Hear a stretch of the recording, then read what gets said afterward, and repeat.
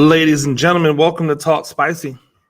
I'm Coach Gene Clemens. Thank you for joining me wherever you are joining me. Rate the show, comment, agree, disagree, but whatever you do, keep it spicy. 5-star ratings are appreciated. If you're joining me on the YouTube channel, make sure that you like, make sure that you subscribe. Something interesting happened yesterday. Interesting enough, something that I was not expecting, something that I did not believe was going to happen. Somebody somewhere decided that Brock Purdy, the quarterback for the San Francisco 49ers, or I should say one of the quarterbacks for the San Francisco 49ers that came into prominence when others got hurt, and he was able to ascend to the starting quarterback position. You know, there was all of a sudden this love affair with Brock Purdy. Never mind the fact that for years now there have been backups and guys that were kind of wayward 6th round, 7th round picks who have all gone to San Francisco underneath that same one head coach, and that same one head coach who many people believe is the best coordinator in the game. And they've been able to have success. They've been able to do their thing. So Andrew Cooper, who I'm not really that familiar with, but he's the lead NFL analyst for Fantasy Alarm, and does a lot of stuff on the Better Network and with SiriusXM. Shout out to him. But he said, guys like Brock Purdy make you wonder how many players out there could have been a thing, but never even got a real shot. I thought that was interesting, right? I thought it was interesting that somehow he decided to give Brock Purdy the hey, you know, congratulations, you're a trailblazer. You're the epitome of what this thing should be if people do what they're supposed to do the right way. Like, I don't really understand how Brock Purdy could be looked at as a trailblazer, as the person that makes you wonder about everybody else, because Brock Purdy is just another example of quarterbacks who get opportunities that they probably should not have earned.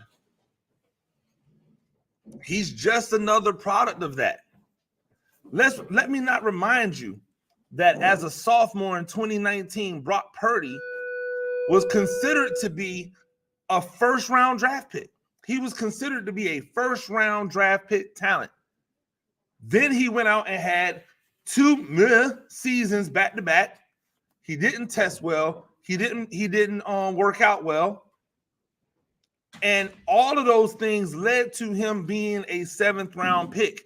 It wasn't as if Brock Purdy just lit it up. It wasn't like Brock Purdy just had it going all the time. It wasn't like Brock Purdy was just the man all the time. It wasn't like we rolled up on Brock Purdy and this is some brand new, we never seen, we never heard of before. We don't know what's going on with Brock Purdy. We knew who Brock Purdy was. We saw him play 4 seasons at Iowa State. He was supposed to be the thing that got Iowa State over the hump from just being a regular run-of-the-mill 7 to 6 win team to being an elite level squad. So when I see Brock Purdy not perform, when I see Brock Purdy not get the job done in college, but still get drafted, right now I'm going, okay, well, he's already received the opportunity that so many other people do not receive. He's already received the opportunity that so many people that are playing that position don't receive. Not everybody is allowed to peak as a sophomore, then have 2 okay seasons, then still get drafted and play quarterback. You don't believe me? You think I'm lying to you? So let me break it down even further for you. You've heard of Malik Cunningham, right? Malik Cunningham is the rookie quarterback for the New England Patriots. Malik Cunningham, when he came out, he spent all his time in college at Louisville. He comes out. Where does he get drafted at? Nowhere. Doesn't get drafted at all. He signs with the Patriots as an undrafted free agent. And he signs with the Patriots as an undrafted free agent. And the Patriots are doing this quasi, he kind of plays quarterback, but we're also going to play him at wide receiver. Why? Because we have 2 extremely ordinary, don't really move the needle quarterbacks that are in front of him. The problem is that Malik Cunningham is dynamic. Malik Cunningham is not your average quarterback.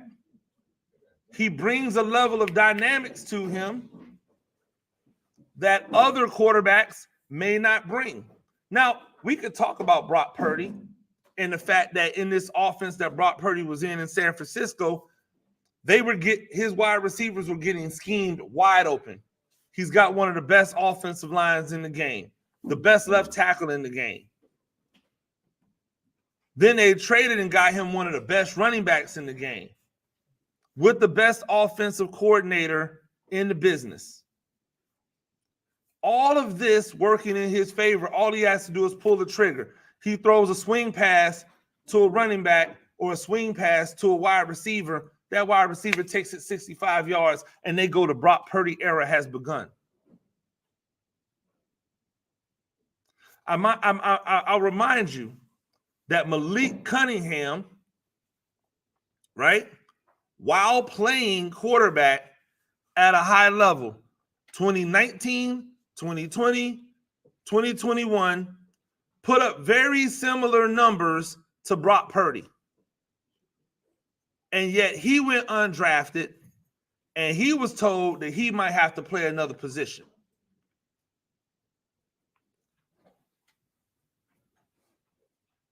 How is Brock Purdy any different than all of the other San Francisco 49er quarterbacks who were late round draft picks that got a chance and balled out for the San Francisco 49ers?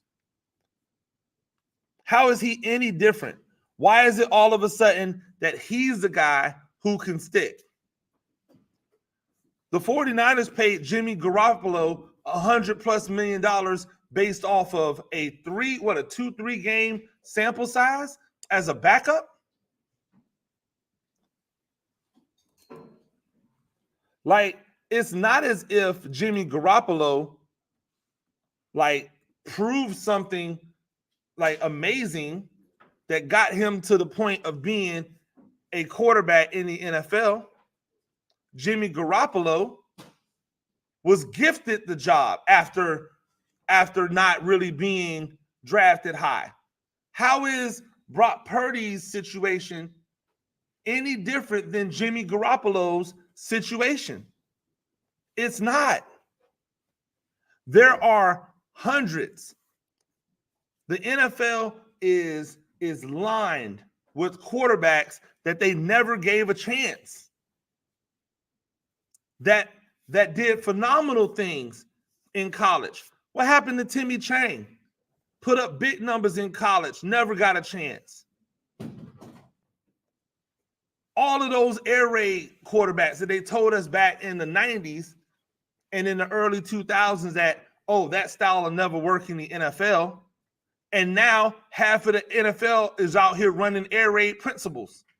What about all of the dual threat quarterbacks from the 80s and from the 90s and from the 2000s that were moved to wide receiver, moved to DB, moved to running back, had to go to Canada, had to play in the Arena League, who never got a chance just because their style wasn't like Peyton Manning's style. And now when you look around the league, 85% of the quarterbacks in the league look like the dudes they wouldn't even draft in the 90s and the 2000s. They all can run, they all can throw, and people still give them the same disses that they were giving those guys in the 80s and in the 90s. Oh, well, he has problems processing. He has issues processing the information. If you don't get that bum stuff out of here, I would say what I want to say, but I got some people. We talk about players all the time. Joe Hamilton, shout out to Brandon Howard. He mentions Joe Hamilton all the time. What about Michael Bishop in New England?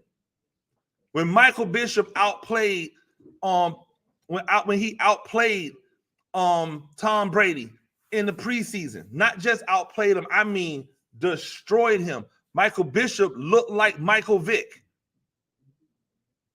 Michael Bishop looked like Michael Vick. And yet never got an opportunity to play. Never got an opportunity to play. What about Isaiah Stanback from Washington years ago? Murdered in college. Got to the NFL and they said, hey, you're going to be a wide receiver. Josh Cribbs. The list goes on and on and on of people who did not get an opportunity to even try to be what they really could be at quarterback. Yet, Brock Purdy is the standard. Brock Purdy is the trailblazer. Ladies and gentlemen, Brock Purdy is just another in a long line of quarterbacks who probably should not have gotten an opportunity that they got. Look at these preseason games. Look around the NFL at these preseason games. Last night, the Philadelphia Eagles had a guy out there who knows who he is. The Philadelphia Eagles have Ian Book as one of their quarterbacks. Ian Book, who could not keep a job in college, is getting the opportunity in the NFL to stick. This is now his second team.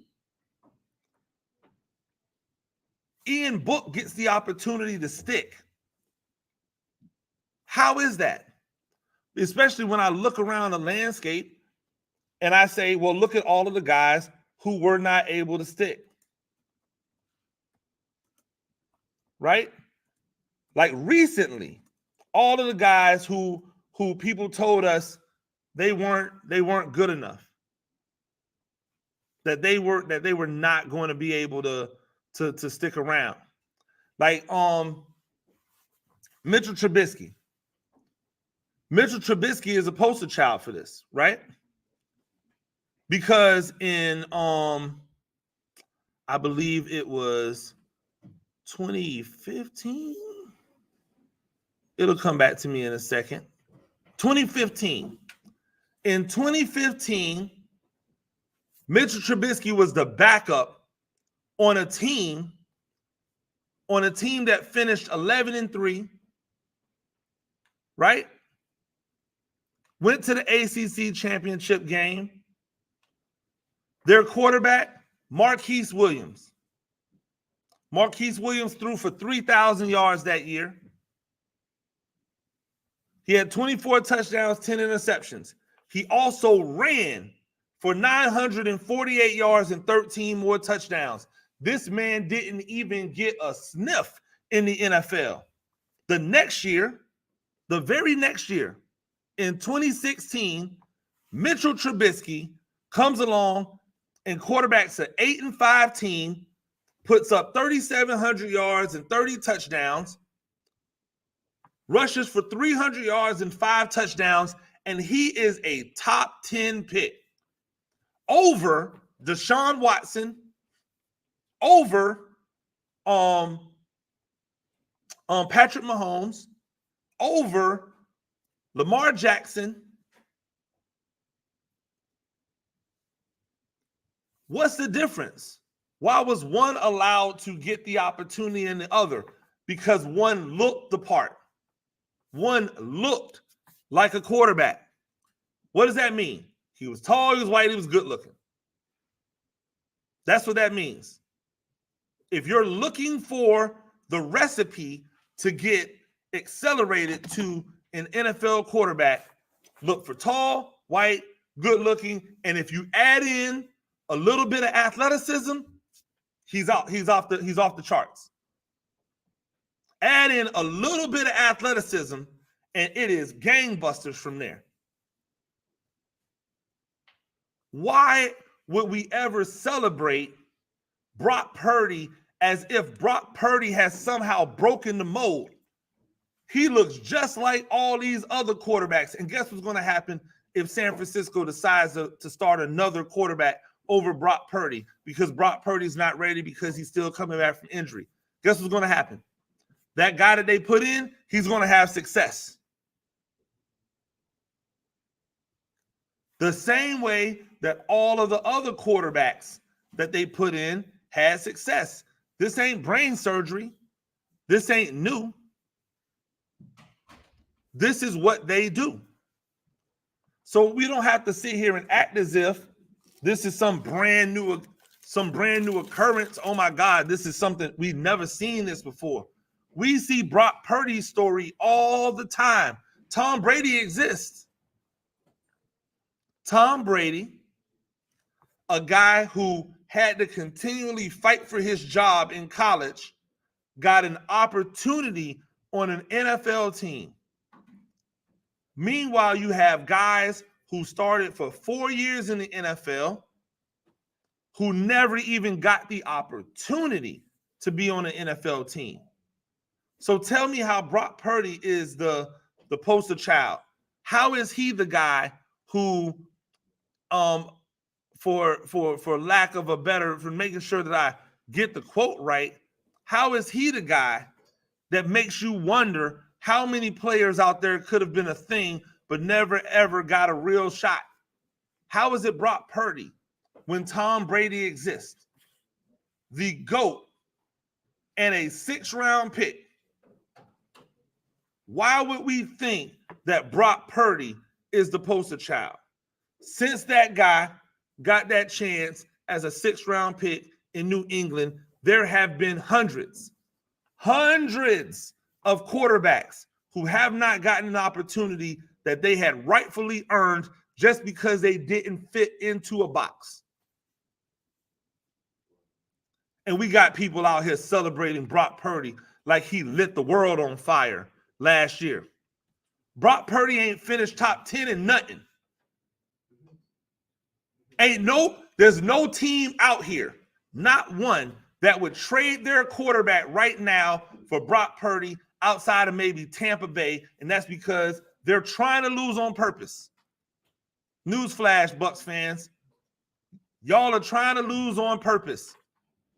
That's the only way you give Baker Mayfield and whatever his name from Florida an opportunity to beat Kyle Trask. That's the only reason you give them the opportunity to start is because you're trying to lose on purpose. Other than that, they wouldn't be out there.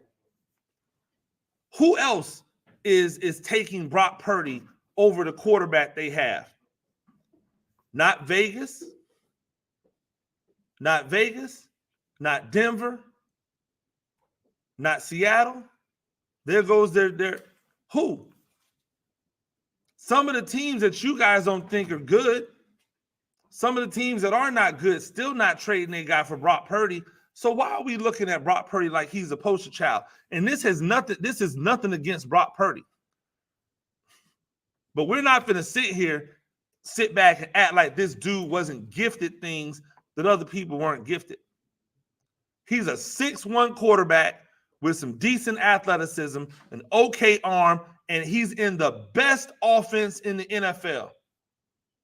He is in the most well-schemed offense in the NFL. If you put any one of these other quarterbacks with the 49ers, they put up numbers very similar to what Brock Purdy put up, if not better.